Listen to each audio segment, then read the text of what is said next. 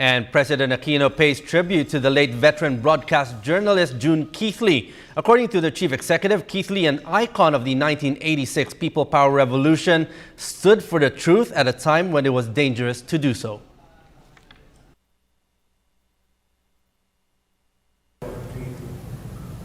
For anyone who was around during the days that were to become the miracle of EDSA, the defining voice of the EDSA revolution was that of June Keithley.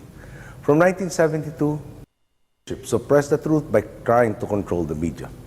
Information had to be obtained through other means, for instance, by passing around photocopies of a banned magazine article. Mere possession of this was enough for one to be labeled subversive and considered a threat to the dictatorship.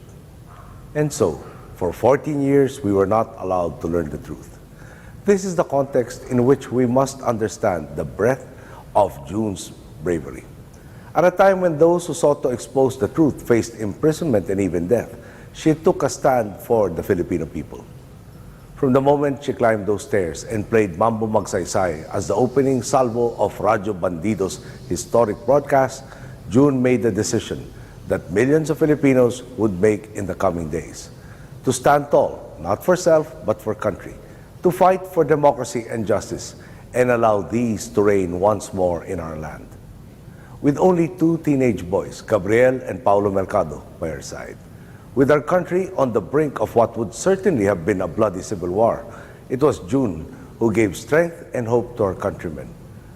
By giving the right information, she empowered our people.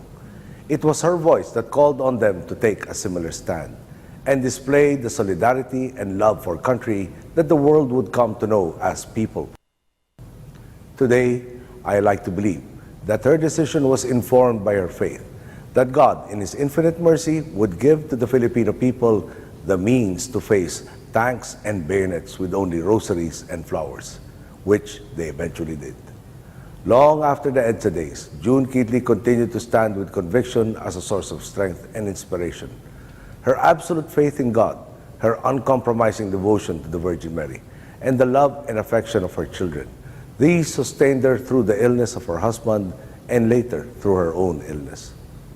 And so, we must bid her earthly body farewell, with the conviction that she possessed, the same conviction that tells us that the sufferings of this world are nothing compared to the joy of reuniting with our departed loved ones, and that everything we do for our fellow men is in fulfillment of God's plan for all of us.